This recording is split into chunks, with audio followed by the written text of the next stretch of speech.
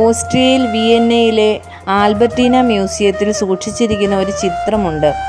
Albert Dürer എന്ന German ചിത്രകാരൻ വരച്ച ചിത്രമാണത്.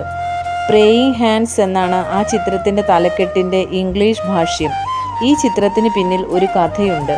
സഹോദര സ്നേഹത്തിൻ്റെയും ത്യാഗത്തിൻ്റെയും കഥ. ഒരു സ്വർണ്ണപ്പണിക്കാരൻ്റെ 18 മക്കളിൽ മൂത്ത 2 ആൺമക്കളായിരുന്നു ആൽബർട്ട് ഡ്യൂററും ആൽബർട്ട് ഡ്യൂററും. അറിയപ്പെടുന്ന ചിത്രകാരന്മാരായി തീരണമെന്നായിരുന്നു 2 പേരുടെയും ആഗ്രഹം. 18 മക്കളെ പരിപാലിക്കേണ്ടിയിരുന്ന അവരുടെ പിതാവിന് മക്കളെ ചിത്രകല പഠിക്കാൻ അയക്കാൻ മാത്രം സാമ്പത്തിക ശേഷി ഉണ്ടായിരുന്നില്ല. ആൽബർട്ടിനും ആൽബർട്ടിനും ചിത്രകല ഒരു ആവേശമായിരുന്നു. 2 പേരും ചേർന്ന് സാമ്പത്തിക പ്രശ്നത്തിന് ഒരു പരിഹാരം കണ്ടെത്തി. ആദ്യത്തെ 4 വർഷം ഒരാൾ ചിത്രകല പഠിക്കും